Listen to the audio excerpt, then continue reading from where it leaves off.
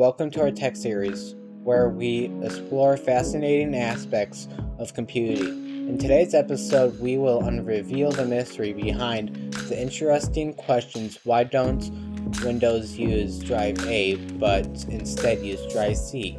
Let's dive in and understand the historical reasons. To understand why Windows uses drive C instead of drive A, we need to rewind the clock and revisit the early days of computing. Personalized computers and primarily used floppy drives for storing data. These floppy disks were the primary means of external storage at the time. The floppy disk drives were assigned letters by the computing system, with drive A and C was typically reserved for the floppy disk drive, which often used the boots, the system, or loaded in important software.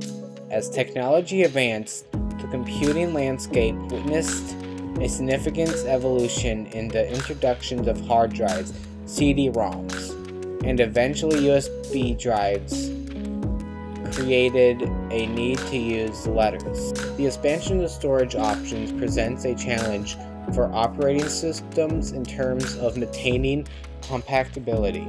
In case of Windows, the decision was made to prevent backwards compatibility with older software and systems that assumed drive A would be floppy disk by reserving drive A for floppy disk. Windows, another factor that influenced the drive's letter assignments in Windows was the boot process. During the boot sequence of the operating system needed to load a crystal system drives.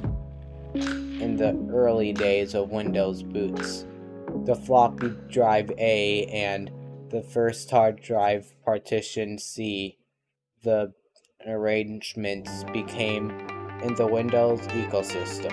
Over time, Windows provided users with flexibilities to assign letters to different drives manually. Users can choose the assigned drive A to be any drive, introducing a floppy drive if they have one connected. To maintain the connectability and avoid confusion, Windows returns conventions is starting with drive C by default. In conclusion, the reason why Windows doesn't use drive A by default is started with drive C is related in historical. The prevention of connectability with the legacy systems and the influence of the boot process contributes to this conversation. While users has the freedom to assign letters as they see, drive C remains the default, ensuring a consistent experience with the Windows system.